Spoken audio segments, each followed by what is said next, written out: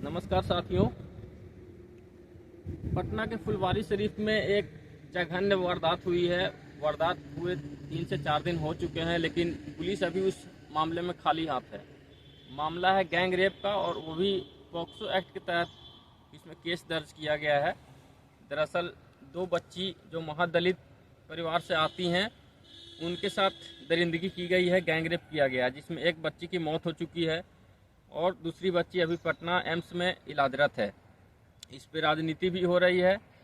राजनीति तो हर चीज़ पे अगर कोई आवाज़ भी उठाएगा तो उसको भी राजनीति ही कहा जाएगा, लेकिन कुछ लोगों के जो बयान आते हैं वो विवादास्पद होते हैं।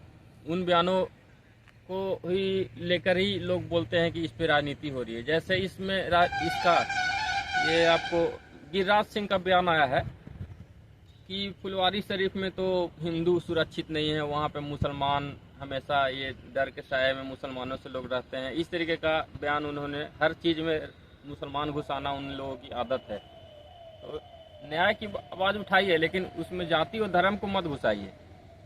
और अपना जो बीजेपी आईटी सेल के जो अध्यक्ष हैं, जो हेड हैं अमित मालवीय, उन्होंने भी अपने ट्विटर पे और अपने उस पे वॉल पे इसको जगह दी है और बोला है कि बिहार में जंगल राज की शुरुआत हो चुकी है। लेकिन अमित मालवीय ने वाराणसी के जो बीएचयू कैंपस में जो दरिंदगी हुई थी भाजपा के आईटी सेल के लड़कों द्वारा, उसको लगाने का काम नहीं किया था। ये सिलेक्टिव होना इस देश में सबसे बुरी बात है कि अगर आप गैंग रेप और किसी के न्याय के लिए आवाज़ उठा रहे हैं तो सरकारों को देख करके आवाज़ मत उठाइए। इसी तरीके की जो इन लोगों का जो मतलब भारतीय जनता पार्टी के जो बयान आते हैं, सम्राट चौधरी का भी बयान आया है, रामकृपाल यादव भी साथ में खड़े थे, तो उनका भी बयान आया है कि बिहार में ये पुलिस का इकबाल खत्म हो गया है। मुझे भी इस मामले में निराशा हासिल हुई है।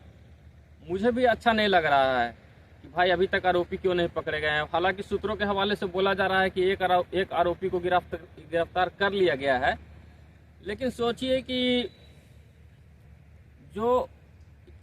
जिस बीजेपी का पूरा संगठन ही, पूरा नेतृत्व ही बिल्किस बानो जैसी गैंग रेप के आरोपियों को छुड़ाने के लिए काम करती हो, जो दंगाइयों को और रेपिस्टों को माला पहनाने का काम करते हो, क्या उन लोगों से आप ऐसी बयानों का कोई औचित्य है? उन लोगों का बयानों क्या वो लोग सीरियस हैं गैंग रेप के आरोपियों को सजा दिलाने के लिए? जो लोग माला पहनाते हों रेपिस्ट और इन लोगों को, दंगाइयों को। तो देखिए, न्याय की उम्मीद बिहार सरकार की, वर्तमान सरकार से हम लोग कर रहे हैं।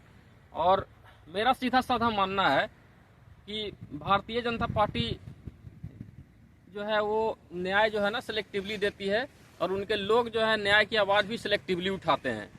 वो चुनते हैं कि किन की आवाज़ उठानी है, किन की आवाज़ नहीं उठानी। ये चूँकि 3 से 4 दिन हो गया, अगर ये इन बच्ची जो है अपर क्लास हिंदूज रहती तो अभी देश में माहौल कुछ और होता। मतलब सरकार ये लोग विरोध भी कर रहा है तो उतना दमखम से नहीं कर रहा, सिर्फ राजनीति कर रहा है। नहीं तो पूरा पटना जाम हो गया रहता अगर ये बच्चियां अपर क्लास की होती, हिंदू होती तो। लेकिन महादलित परिवार से हैं तो बचकाना बातें की जा रही है कि पिछड़ों की सरकार है, दलितों की सरकार है, तो पिछड़ों के साथ बलात्कार क्यों हो जा रहा है, दलितों के साथ बलात्कार क्यों हो जा रहा है? क्या होता है भाई पिछड़ों का सरकार, दलितों का सरकार? इसका मतलब भारतीय जनता पार्टी की सरकार पिछड़ों दलितों की सरकार नहीं है ना। आप हम लोगों को, इन लोगों को बोलते हैं कि तथाकथित दलित पिछड़ों की सरकार हो। आप लोग क्या स्वयंभू सबका मालिक हैं? आप लोग घोषित कर देते हैं। उन्नाव रेप कांड देख लीजिए उत्तर प्रदेश में, हाथरस गैंग रेप केस देख लीजिए उत्तर प्रदेश में, क्या असर हुआ इन लोगों के पीड़िता का पूरा परिवार साफ हो गया। तो इस मामले में बिहार पुलिस ने 50,000 रुपया इनाम भी घोषित कर रखा है पहले दिन से। और इस मामले में एक्चुअली पुलिस की लापरवाही भी बरती गई थी।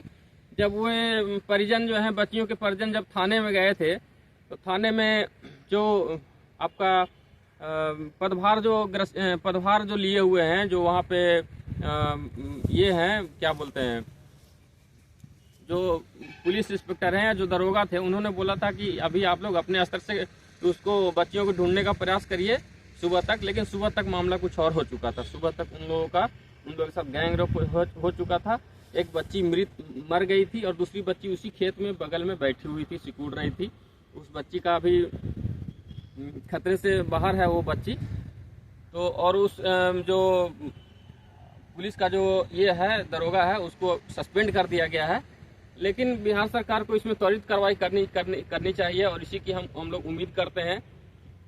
देखिए, क्राइम रोक पाना किसी के वश में नहीं है, लेकिन क्राइम को अगर बिहार सरकार या कोई भी सरकार हो या भारत सरकार हो, कोई भी अगर चाहेगा तो क्राइम के रेट को कम किया जा सकता है। समझ रहे हैं? पुलिस और न्याय अगर पैसों पे नहीं बिके तो अपराधी का जो मनोबल है वो कम हो सकता है।